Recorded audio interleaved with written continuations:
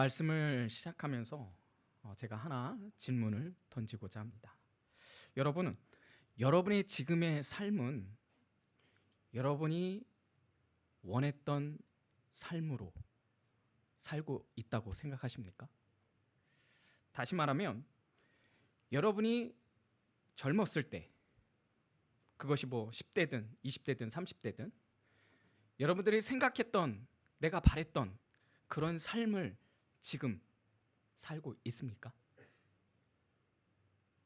제가 이런 질문을 던지고 시작하는 이유는 아마 대부분의 사람들은 내가 원했던, 내가 바랬던 그런 인생을 살고 있다라고 말하는 분보다는 전혀 그렇지 않다라고 얘기하는 분들이 더 많지 않을까 싶습니다.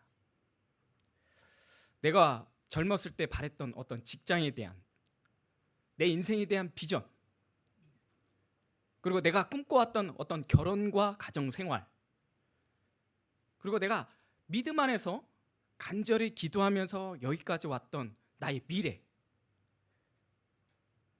이제 그것이 이제 10년이 흐르고 20년이 흐르고 어떤 누군가에게는, 어르신들에게는 50년, 60년. 근데 그 과거를 돌아보면서 지금의 나는 내가 그 과거에 꿈꿨던 나의 인생이었는가? 과연 그런 분이 과연 몇이나 있을까요? 만약에 그런 분이 있다면 진짜 그 사람은 진짜 성공자 아니었을까요? 진짜 행복한 사람 아니었을까요? 근데 사실 우리 대부분은 그런 인생은 아닐 거라는 추측을 하면서 대부분의 사람들은 그런 삶이 아닌 전혀 다른 삶을 사는 분들이 많이 있다는 것입니다. 그러면서 우리는 수많은 문제와 고난 속에서 인생의 질문과 답을 찾고 헤매게 됩니다. 근데 그 답을 찾을 수 있던가요? 사실 우리는 그 답을 찾는 게 쉽지 않습니다. 오늘 본문의 말씀을 바로 이런 질문과 함께 우리의 인생의 질문을 좀 무겁지만 같이 고민하면서 함께 기도하고자 합니다. 제가 전도사 때였습니다. 제가 섬겼던 교회에 제 기억으로는 지원이가 5살 때쯤,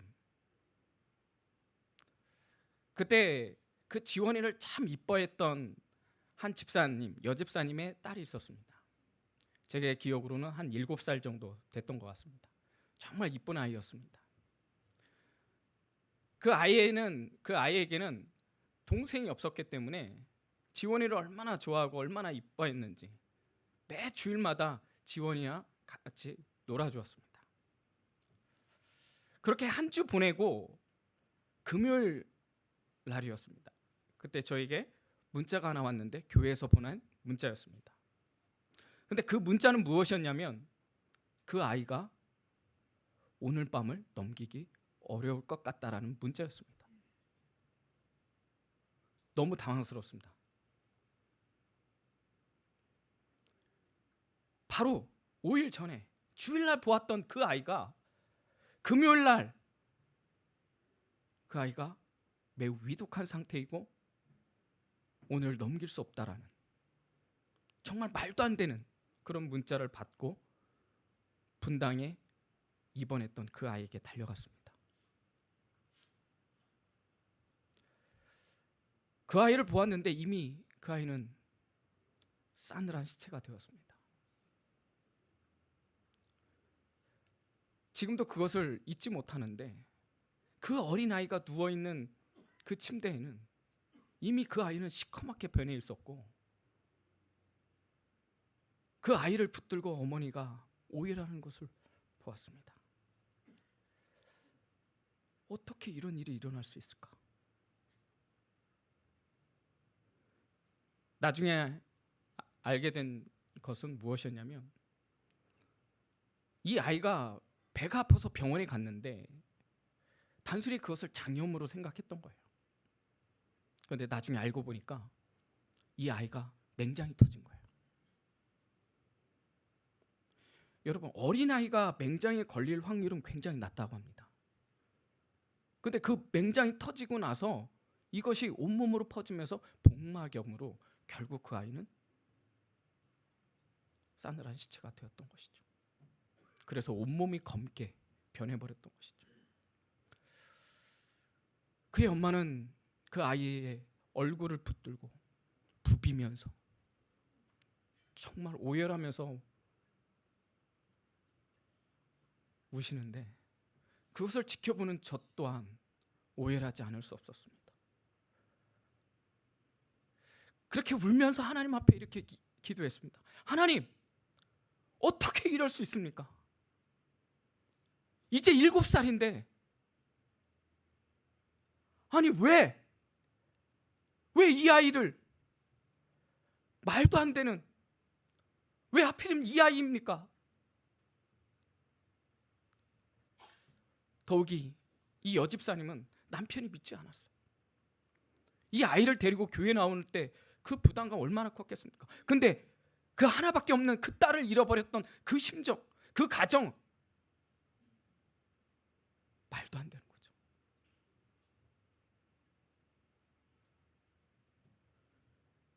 여러분은 일이 일어난 사건에 대해서 어떻게 설명할 수 있겠습니까? 왜 하나님이 이 아이를 데리고 갔는지 그 이유에 대해서, 그 답에 대해서 자신 있게 말할 수 있는 분이 과연 몇이나 있습니까?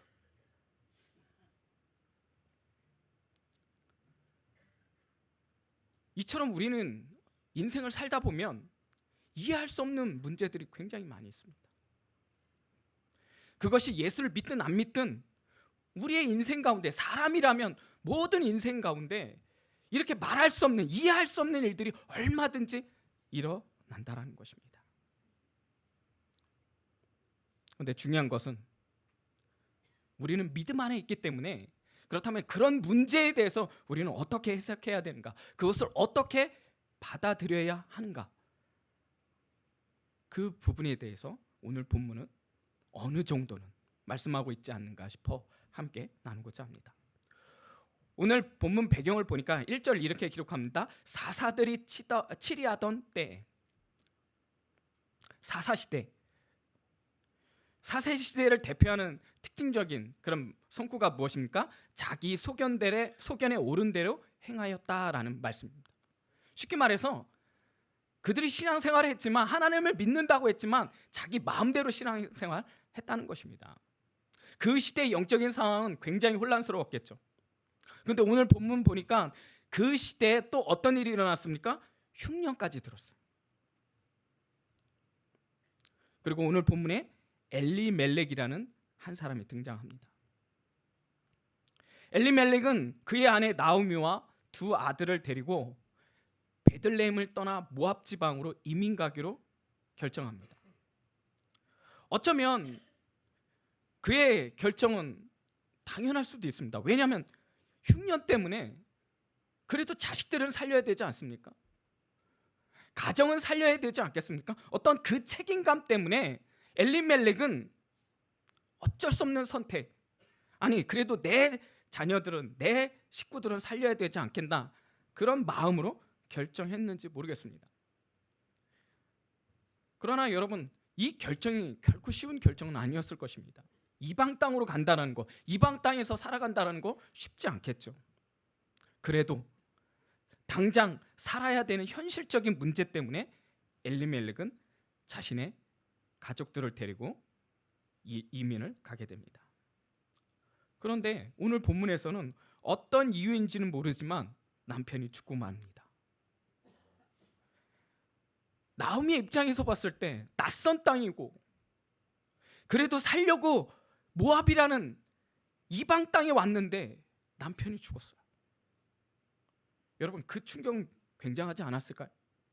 아마 굉장히 큰 절망감이 밀려왔을 것입니다. 그래도 두 아들이 있기 때문에 몸부림치고 또 몸부림쳐서 겨우 몸 추스려서 그래도 살아야지 하면서 그 두 아들을 보면서 얼마나 노력했을까요? 어느 정도 시간이 지나니까 이제 두 아들이 장가를 가게 됩니다. 비록 이방 여인이었지만.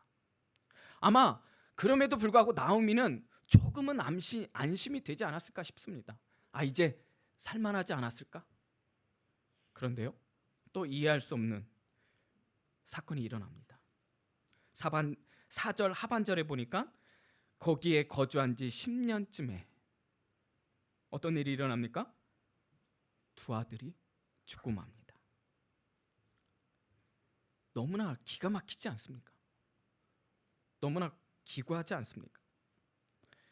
아마 나오미의 입장에서 볼 때 사는 것 자체가 고통일 것입니다.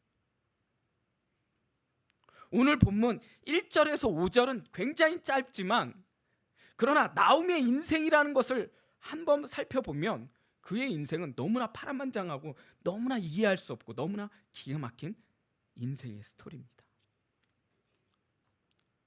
이런 나오미의 사건에 대해 어떤 학자들은 흉년이 들었을지라도 베들레헴을 떠나지 말았어야 했다라고 해석합니다. 그것은 하나님에 대한 불순종의 결과라고 해석하는 학자들도 있습니다. 그런데 저는 개인적으로 이렇게 단정할 수 없다고 생각합니다. 왜냐하면 성경은 그것에 대해서 분명히 기록하고 있지 않아요. 더더욱 우리의 인생은 단순히 그 사건을 따라서 원인과 결과로 치부한다, 그냥 너무나 단순하게 1차원적으로 일어난다, 아니라는 거예요. 우리의 인생은 너무나 복잡해요.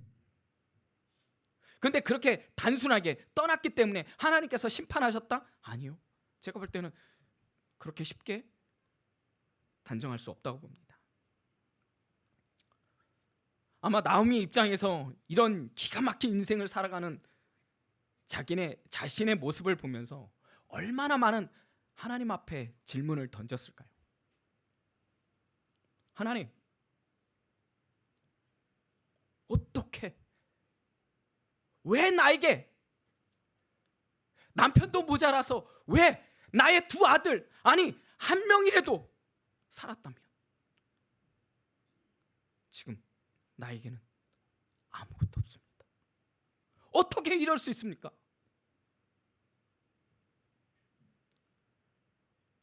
이보다 더 많은 질문을 던졌겠죠. 그러나 나오미는 그렇게 질문했지만 그 질문의 답은 찾을 수 없었을 것입니다. 나오미가 처음 남편과 함께 이 모압 땅이라는 이 낯선 땅에 이민을 간다고 했을 때 이런 일이 일어날 줄 상상이나 했겠습니까? 아니요.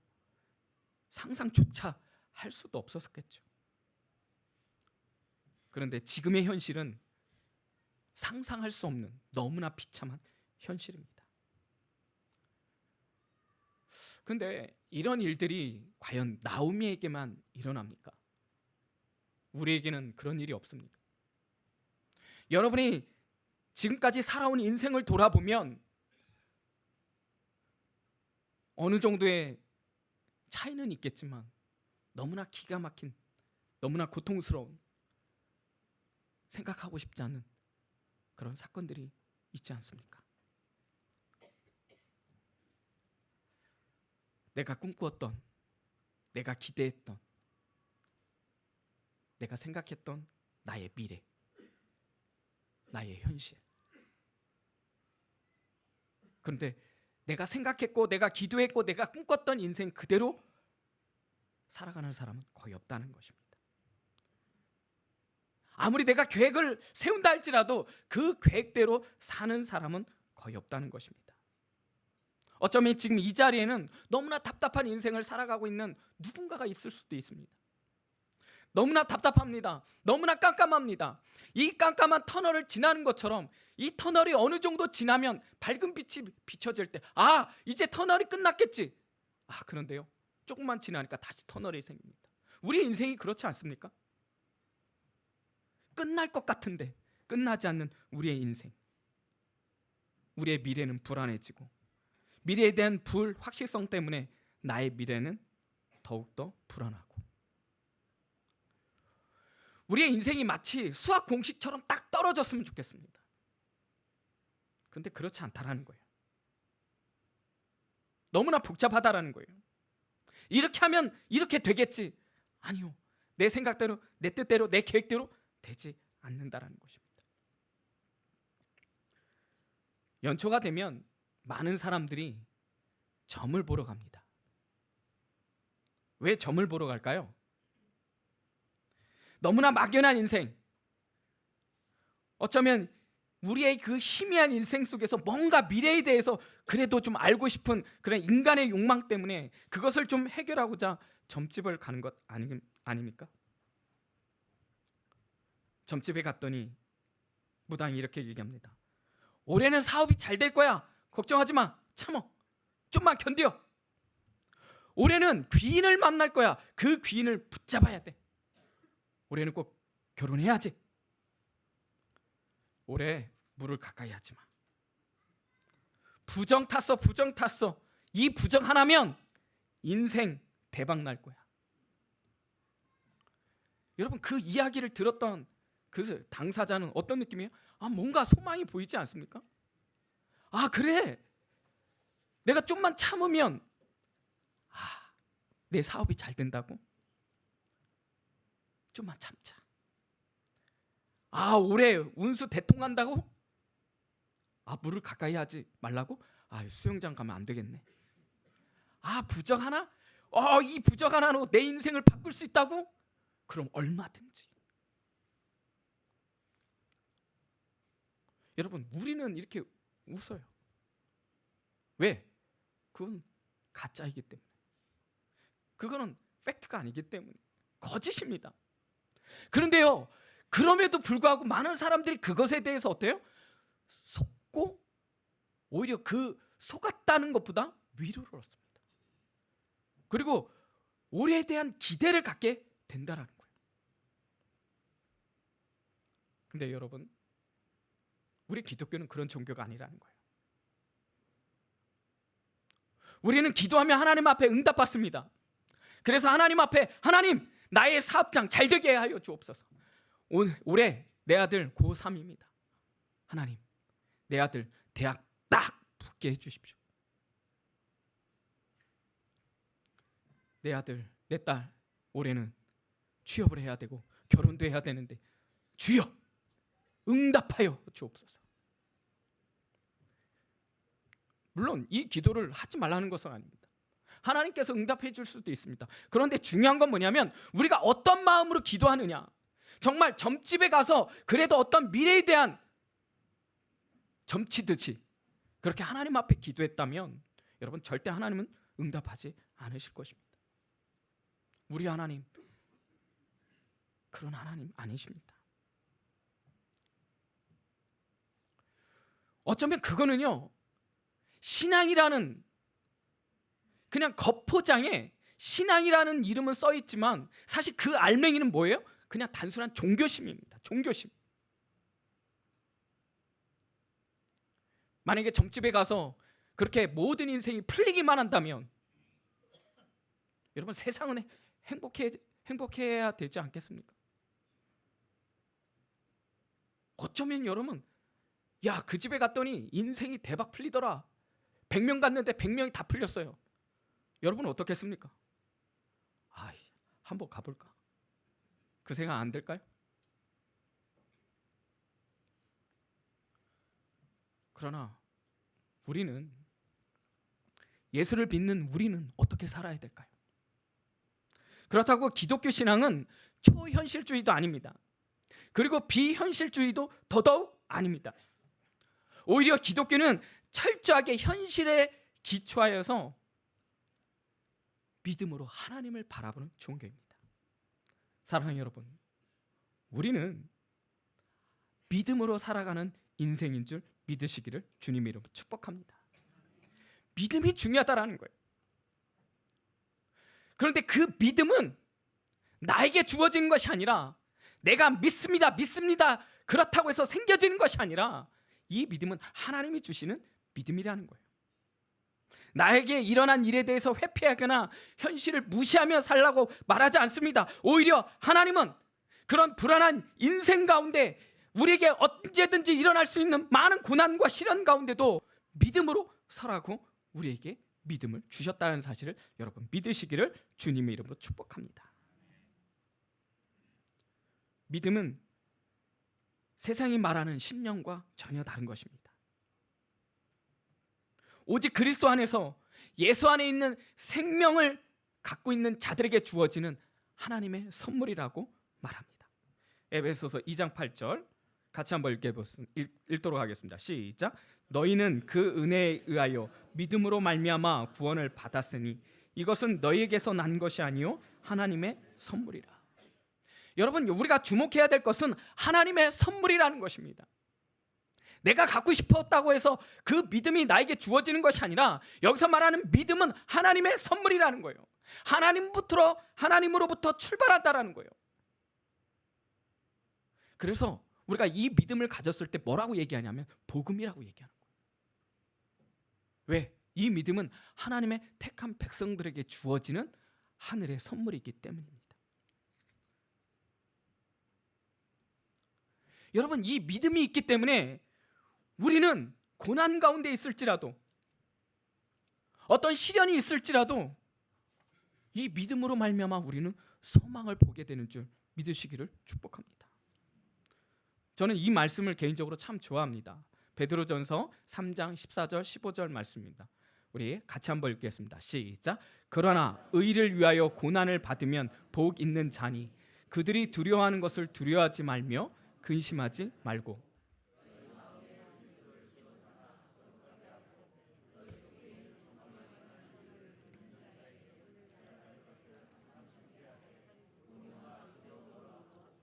선한 양심을 가지라. 이는 그리스도 안에 있는 너희의 선행을 욕하는 자들로 그 비방하는 일에 부끄러움을 당하게 하려 함이라. 특별히 15절 말씀을 세번역 성경은 이렇게 말하고 있습니다. 다만 여러분의 마음속에 그리스도를 주님으로 모시고 거룩하게 대하십시오. 여러분이 가진 희망을 설명하여 주기를 바라는 사람들에게는 언제나 답변할 수 있게 준비해 두십시오. 이 말씀의 의미는 무엇입니까? 세상 사람들이 우리의 모습을 보면서, 우리의 살아가는 모습을 보면서 궁금해 여기는 것입니다. 왜 저 사람은 우리와 다르게 살아가는 거지?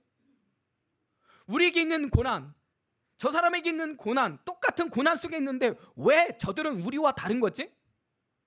그때 그런 질문을 던지는 거죠. 어떻게 당신은 이렇게 살 수 있습니까? 당신은 왜 나와 다르게 살고 있습니까? 라고 이야기했을 때 우리는 대답할 수 있는 것이죠. 아, 그렇게 보였어요?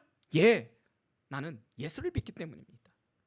내 안에 예수가 있음으로 말미암아 나는 고통 가운데 있지만 나를 지켜주시는 하나님을 저는 믿습니다. 나에게는 그런 믿음이 있습니다. 여러분, 그런 대답할 준비를 하고 있으라는 거예요. 여러분은 어떻습니까? 여러분이 지금 살아가고 있는 지금의 모습을 통해서 세상 사람들에게 나는 이렇게 살고 있다, 내가 이렇게 사는 이유는 내 안에 소망이 되시는 예수 그리스도 때문이다 라고 말할 수 있는 그런 준비를 하고 계십니까? 우리는 세상을 향해서 당당해야 됩니다. 와 보라, 내가 믿는 예수를 와 보라. 우리의 인생에 답은 없지만 내가 믿는 예수가 인생의 답이다. 내 안에 계시는 예수 그리스도로 말미암아 나는 이 땅에 소망이 아닌 하늘의 소망을 살고 있다, 당당하게 말할 수 있는 우리가 되어야 될 줄 믿습니다. 우리의 인생이 아까 말했던 것처럼 수학의 공식처럼 딱딱 떨어지지는 않지만, 그런데요, 믿음으로 한 발짝 한 발짝 디딛고 또 걸어가면, 그래서 우리의 뒷모습을 바라보면 여러분, 그 뒷모습의 흔적 속에 예수의 발자국이 있다라는 거예요. 나와 함께 걸었던 그 눈물의 자국이 있다라는 거예요. 정말 너무나 힘들어서, 너무나 고통스러워서 견딜 수 없는 그 고통, 그런데 그래도 믿음으로 견디고 한 발짝 한 발짝 내디뎠더니 나의 인생의 뒤에 나와 함께 걸어가셨던 예수님의 발자국이 있었다라는 거예요. 성경을 읽다 보면 참 이해하기 쉽지 않는 서신서 하나가 있는데 바로 욥기입니다. 제가 볼 때 욥은요, 세인트, 성인입니다. 완벽한 의인이었습니다. 물론 성경도 의인이라고 얘기합니다. 그런데요, 그 의인이었던 욥 하루아침에 풍비박산이 납니다. 너무나 처참합니다. 어떻게 이렇게 할 수 있지? 좀 이해되지 않는 모습도 있어요. 그런데 우리는 마지막을 보게 됩니다. 해피엔딩으로 끝납니다. 갑절의 복을 받습니다. 우리는 근데 결과만 보지 과정을 보지 않는다라는 거예요. 요셉을 한번 떠올려 봤으면 좋겠어요. 여러분, 요셉 하면 무엇이 떠오릅니까? 아마 대부분의 사람들은 꿈꾸는 자. 그리고 또 무엇이 떠오릅니까? 이집트의 총리. 그리고 그렇게 기도합니다. 주여, 우리 아들 요셉과 같은 하나님의 뛰어난 종이 되게 하여 주옵소서. 근데 여러분, 요셉이 얼마나 큰 고통 가운데 있었는지 아십니까? 시편 105편, 이 시편 말씀은 이 고통을 잘 묘사하고 있는데 105편 17절에서 19절 우리 같이 한번 읽겠습니다. 시작. 그가 한 사람을 앞서 보내셨으며 요셉이 종으로 팔렸도다. 그의 발은 착고를 차고 그의 몸은 쇠사슬에 매였으니 곧 여호와의 말씀이 응할 때까지라. 그의 말씀이 그를 단련하였도다. 여러분, 18절 말씀에 보면은요, 그의 몸은 쇠사슬에 매였으니 라고 할 때 이 몸에 훗노트가 있어요. 제가 이렇게 기록해 놨는데 거기에 밑에 보면은 그 훗노트를 따라가 보면 히, 혼 이렇게 나와 있어요. 이게 무슨 말이냐면 히브리 원어로 혼이란 뜻이에요. 다시 이것을 직역하면 그의 혼이 쇠사슬에 꿰었도다 라는 표현이에요. 그의 혼이 쇠사슬에 꿰었다. 여러분, 이게 무슨 말입니까? 우리가 잘 알고 있는 표현이 있죠. 혼비백산. 정신을 잃었다라는 거예요. 정신이 나갔다라는 거예요. 여러분, 요셉이요, 얼마나 고통스러웠는지 육체적인 고통뿐만 아니라 정신적으로도 너무나 고통스러웠기 때문에 어떻게 되는 거예요? 혼비백산됐다는 거예요. 정신이 나갔다라는 거예요. 그런 고통 가운데 견뎠다라는 거예요. 어떻게 해요? 믿음이. 여러분, 그럼 그 믿음은 요셉의 것이었습니까? 요셉이 믿음이 좋았으니까 견딜 수 있었던 거야? 아니요. 여러분, 그 믿음은 요셉의 믿음이 아니라 하나님이 주신 믿음인 줄 믿으시기를 주의 이름으로 축복합니다. 여러분, 그 믿음이 요셉으로 하여금 살리게 하는 거예요. 견디게 하는 거예요. 이것이 중요한 거예요. 우리가 이것을 깨닫게 되면 우리 또한 절대 소망으로 우리는 절대 실패하지 않는 인생을 살게 된다는 거예요. 여기서 말하는 실패하지 않는 인생이라는 것은 세상적으로 말하는 것이 아니라 영적으로 말하는 거예요. 왜 실패 없는 인생이 되느냐? 여러분, 우리는요, 우리의 이 땅 가운데 어떻게 살아갈지 몰라도 우리의 마지막은 어떤 인생이 될지 모르지만, 그러나 우리의 마지막은 하나님의 나라 영광의 문으로 들어갔기 때문이라는 거예요. 여러분, 그것이 당연합니까? 그것이 아니라는 거예요. 어쩌면 우리가 원하는 인생, 원하는 삶 살지 못할 수도 있어요. 내가 꿈꿨던 삶이 아닐 수도 있어요. 어쩌면 세상으로 볼 때 나의 인생은 마치 루저 같은 인생일지도 모르겠어요. 어떤 누군가 비교했을 때 너무나 초라한 나의 모습을 발견할 수도 있을 거예요. 그러나 우리의 시선을 조금만 돌린다면, 내 안에 그래도 하나님에 대한 믿음이 있다면, 성경은 하나님은 우리를 향해서 두 손을 번쩍 들면서 넘버원, 저는 확신합니다. 우리에게 그런 믿음만 있다면 하나님은 언제든지 여러분을 향해서 넘버원, 잘하고 있어, 저는 그렇게 말할 것이라고 확신합니다. 그런데 이것이 너무나 당연하다고 생각하지 않았으면 좋겠어요. 너무 가볍게 생각하지 않았으면 좋겠어요. 우리 예수 믿으면 천국 간다고 얘기합니다. 예, 천국 갑니다. 근데 그것이 너무나 당연합니까? 정말 여러분 자신이 있어요? 근데 여러분, 신약을 보다 보면 이 유대인과 바리새인들, 그들이 갖고 있었던 믿음은 어떤 믿음이었습니까? 그들은 천국 못 갈 것 같은 믿음이 있었습니까? 아니요. 누구보다도 확신이 있었어요. 그들은 아브라함 품에 들어갈 걸 너무나 당연하게 생각했어요. 근데요, 예수님은 그들을 향해서 뭐라고 얘기했습니까? 독사의 자식들아. 여러분, 이건 굉장히 충격적인 거예요. 근데 그것이 나를 바라봐야 되는 거예요. 어쩌면 우리의 믿음이 선민사상과 같은 그런 믿음일 수도 있다라는 거예요.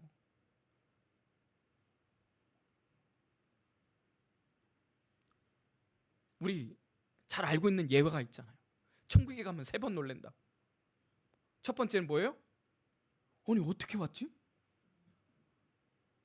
말도 안 돼. 근데 어떻게 해요? 천국에 와 있어요. 근데 더 말이 안 되는 건 뭐예요?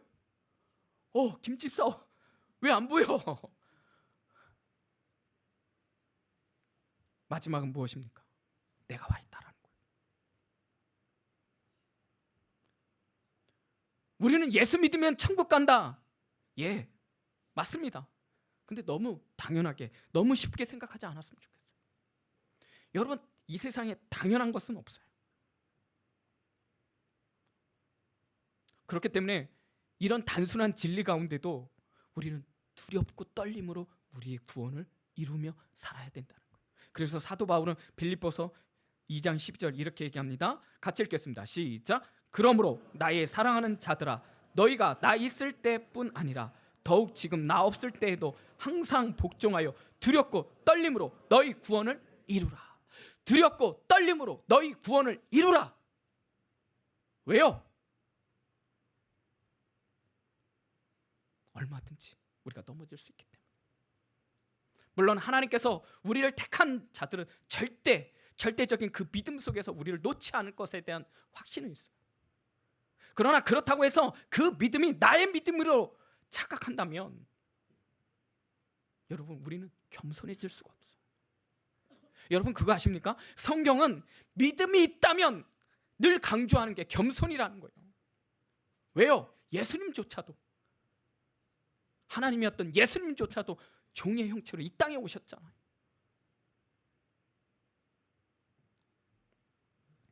우리가 잘 부르는 은혜라는 찬양이 있죠. 오늘 아멘 성가대가 찬송하셨었는데 제가 잠깐 1절만 가사 읽어드릴게요. 아마 PPT에 나올 거예요. 내가 누려왔던 모든 것들이, 내가 지나왔던 모든 시간이, 내가 걸어왔던 모든 순간이 당연한 것 아니라 은혜였어. 아침 해가 뜨고 저녁의 노을, 봄의 꽃 향기와 가을의 열매, 변하는 계절의 모든 순간이 당연한 것 아니라 은혜였어. 모든 것이 은혜, 은혜, 은혜, 한없는 은혜. 내 삶에 당연한 것 하나도 없던 것을 모든 것이 은혜, 은혜였어. 여러분, 이 가사의 핵심은 무엇일까요? 우리의 인생에 당연한 것이 없다는 거예요. 다 하나님의 은혜라는 거예요. 우리가 예수 믿고 구원받는 거 너무나 당연하지만 그러나 당연한 것 아니라는 거예요. 대가가 치러졌다는 거예요.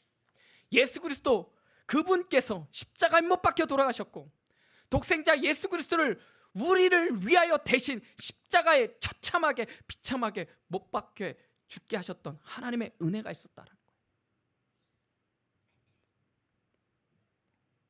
세상에 당연한 것 없어요. 우리가 지금 이 자리에서 예배 드리는 것 당연한 것 아니라는 거예요. 우리는 얼마 전에 굉장히 큰 슬픔을 당했습니다. 무안 국제공항에서 제주 항공기 181명이 탔었는데 단 2명만 살아났고 다 사망한 너무나 충격적인 참사였습니다. 제가 라디오를 듣는데 그 탑승객 중에 어떤 사람이 있었냐면 암 완치된 환자가 있었던 거예요.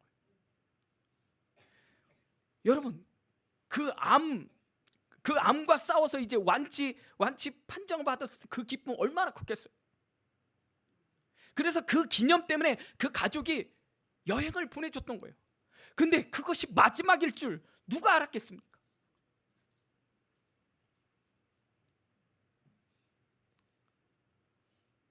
그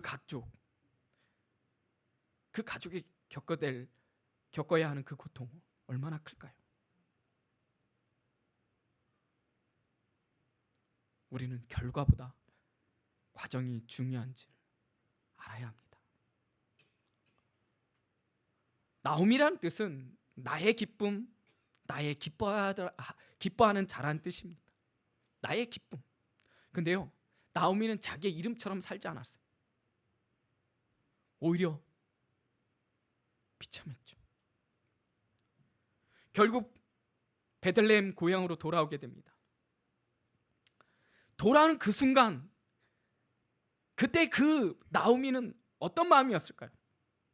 인생의 실패자요, 낙오자요, 세상의 루저가 되어 돌아온 나오미. 어쩌면 거짓골 같은 그런 나오미의 모습, 그렇지 않았을까 싶습니다. 고향에 돌아왔는데 사람들이 단번에 알아봅니다. 오! 나오미가 아니냐. 19절, 20절, 21절 이렇게 기록합니다. 같이 읽겠습니다. 시작. 이에 두 사람이 베들레헴까지 갔더라. 베들레헴에 이를 때 온 성읍이 그들로 말미암아 떠들며 이르기를 이가 나오미가 하는지라. 나오미가 그들에게 이르되 나를 나오미라 부르지 말고 나를 마라라 부르라. 이는 전능자가 나를 심히 괴롭게 하셨음이니라. 내가 풍족하게 나갔더니 여호와께서 내게 비어 돌아오게 하셨느니라. 여호와께서 나를 징벌하셨고 전능자가 나를 괴롭게 하셨거늘 너희가 어찌 나를 나오미라 부르냐 하니라. 여러분, 이 말을 고백했던 나오미의 입장에서 한번 생각해 보세요. 나를 이제 나오미라 부르지 말라, 나를 마라라 부르라. 여러분, 얼마나 비참했어요. 얼마나 비통했을까요? 마라라는 뜻은 뭐예요? 쓰다, 괴롭다라는 뜻이에요. 너무나 자신의 상황과 그럴듯한 이름이죠. 어떤 누구도 이런 인생을 원하는 사람은 없었을 것입니다. 나오미 역시 그랬을 거예요. 그래도 적어도 지금 같은 모습은 아니지 않았을까? 성공하고 돌아온다면 그럼 지금과 너무나 다른 인생을 살았겠죠.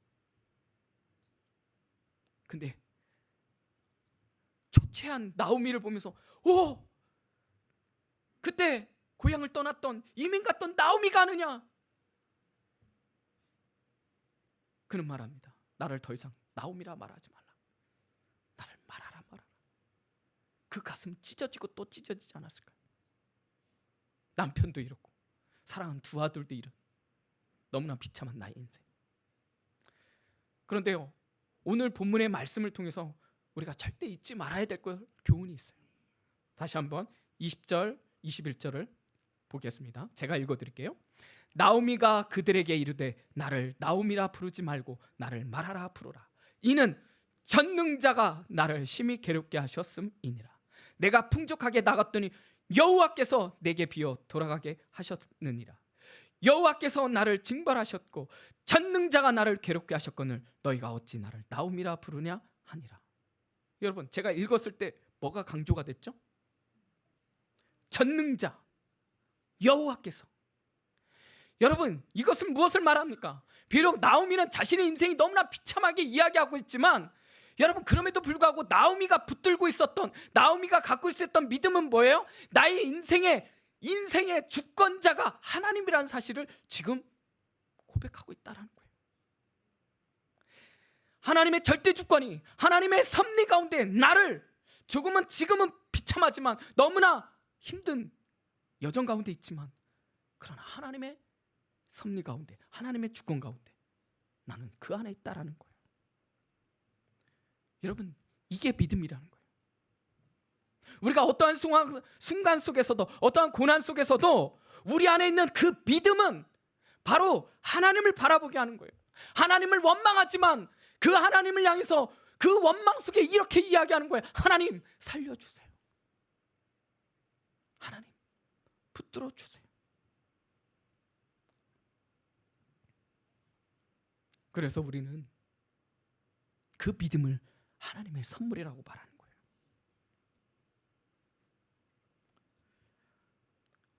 아브라함이 하나님으로부터 백세의 아들을 얻게 됩니다.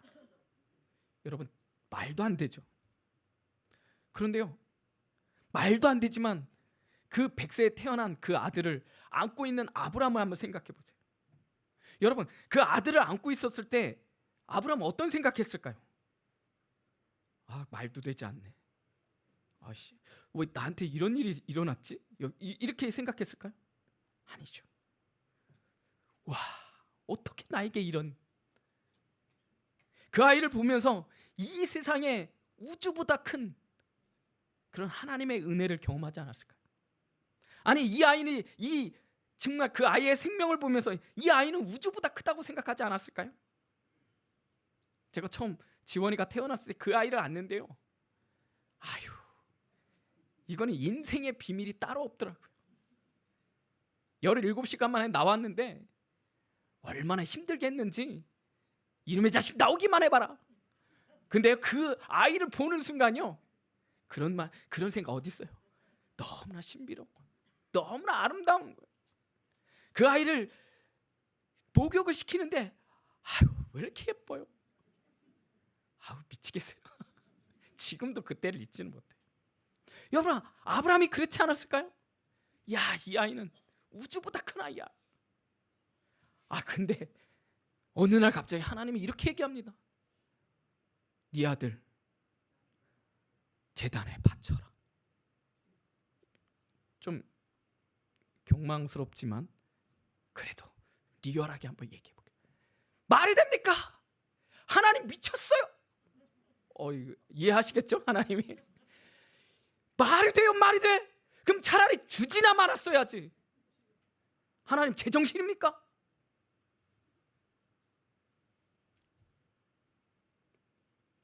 근데요, 아브라함이 하나님 앞에 드려요. 여러 가지 상황이 일어날 수 있겠죠. 그런 상황에 대해서 칼빈은 이렇게 말합니다. 하나님은 왼손으로 아브라함을 치셨고 능력의 손으로 그를 감싸 안으셨다. 하나님은 왼손으로 아브라함을 치셨고 능력의 오른손으로 그를 감싸 안으셨다. 여러분, 아들을 바치라는 그 순간 얼마나 하나님 자신을 회초리로 치듯, 아니 그거보다 더 큰 고통으로 자신을 쳤다고 느꼈지 않았을까요? 근데 나중에 어떻게 됩니까? 아브라함아, 스탑! 그의 능력의 오른손으로 그를 감싸 안으신.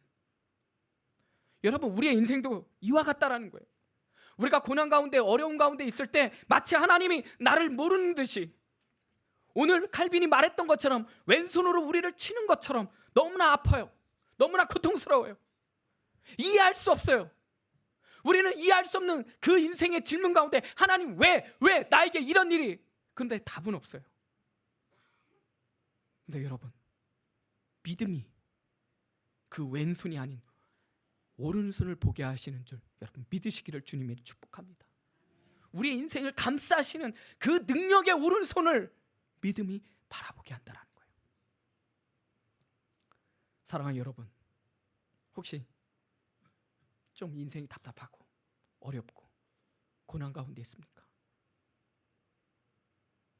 하나님 앞에 이렇게 기도합시다. 주여, 믿음의 눈을 열어 주옵소서. 나에게 믿음을 주옵소서. 이런 답이 없는 인생을 향해서 미국 타임즈가 선정했던 미국의 최고의 신학자라고 하는 스탠리 하워스는 이렇게 말합니다. 우리 같이 한번 읽어볼게요. 시작. 기독교인이 된다는 것은 답이 없는 사는 법을 배우는 것이다. 답이 있어서 사는 것이 아니라 하나님이 정답이시기에 우리는 답이 보이지 않아 보이는 인생을 살아내는 것이다. 다시 한번 읽겠습니다. 시작. 기독교인이 된다는 것은 답이 없이 사는 법을 배우는 것이다. 답이 있어서 사는 것이 아니라 하나님이 정답이시기에 우리는 답이 보이지 않아 보이는 인생을 살아내는 것이다. 이걸 잠깐 띄워주세요. 여러분, 기독교인 우리는요, 답이 없는 이 세상을 사는 법을 배우는 거예요. 답이 있어서 사는 것이 아니에요. 근데 그 답이 되시는 그 하나님을 바라보면서, 그 하나님만 바라보면서 살아가는 거예요. 답이 보이지 않아 보이는 인생을 살아내는 것. 인생을 살아내는 것. 인생을 살아내는 것. 무엇으로요? 믿음으로 살아낸다는 거예요. 믿음으로 살아가는 거예요. 지금은 힘들지만 믿음으로 하나님을 바라보면서 나의 시선을 하나님을 향해서 한 발짝 한 발짝 오늘 내딛고 또 내딛었더니 우리의 인생의 답이신 하나님을 향해서 달려갔더니 조금씩 우리의 인생의 문제가 풀려가는 거예요.